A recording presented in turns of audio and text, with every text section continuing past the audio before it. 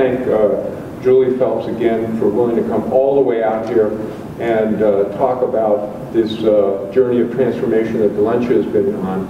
As we were saying in our leadership journey, that part of the beginning of the journey of transformation is to have some humility, okay?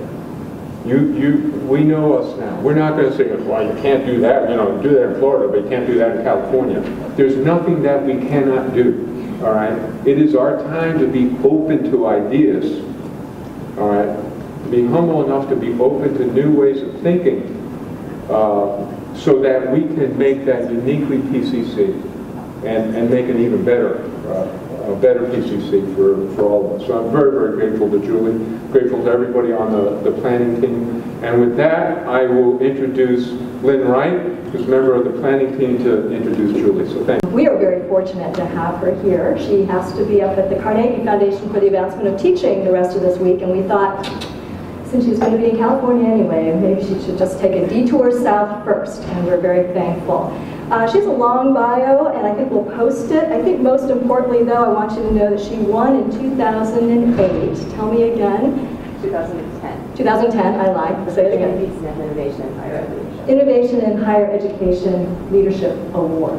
She's been at Valencia for 13 years. She is a math professor, but she has led their Achieving the Dream project, and you read in Mark's letter to us today, the Lumina Foundation. Achieving the Dream is Lumina Foundation. So this completion, she's going to talk about it for us. So very timely. Please help me welcome Dr. Julie Phelps.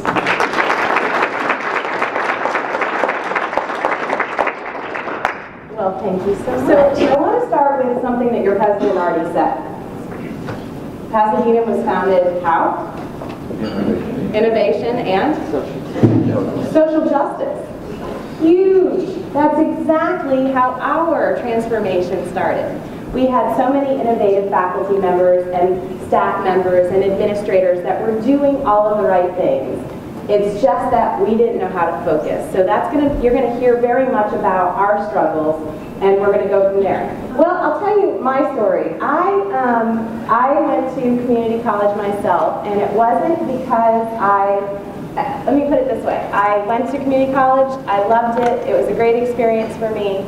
My brother went to a four-year university right from the start, a four-year college, a private institution, very expensive, Stetson University in Florida. It's in DeLand, Florida, and it's pretty prestigious. He was a business major, did extremely well, and I remember while I was at the community college, my brother actually had the nerve to say to me, "How's Mickey Mouse College going for you?"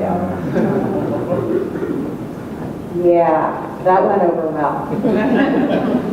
So I was sitting there and I thought, oh my gosh, there's this elitist society that we have to combat.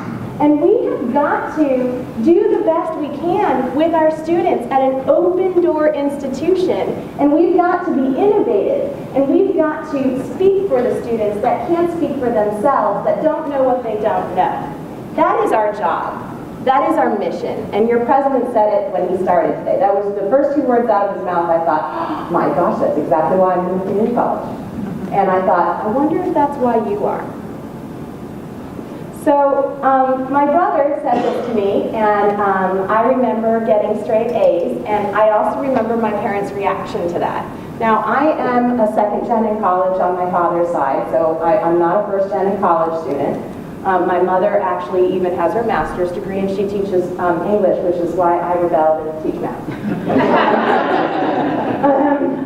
So, I always do whatever people tell me I can't do. So, my father is a public speaker, so that's kind of one of the things that I love about my dad. Anyway, I decided that my job was to come home with my grades saying I made straight A's at the community college. My brother comes home from Stetson, guess what? He made straight A's at Stetson. Guess what happened? My parents, oh my gosh, he's at this prestigious college and he made straight A's, that's so wonderful. I come home, that's good. Good job, Julie. And I have to tell you, the things that people say to you that encourage you and drive you to do what you do. You got to remember that taste, and you got to keep it hungry. And when you're doing this, remember, you have to remember what drove you to do what you're doing and pay it forward. It is your job now to make that change and be the change agent for your students now.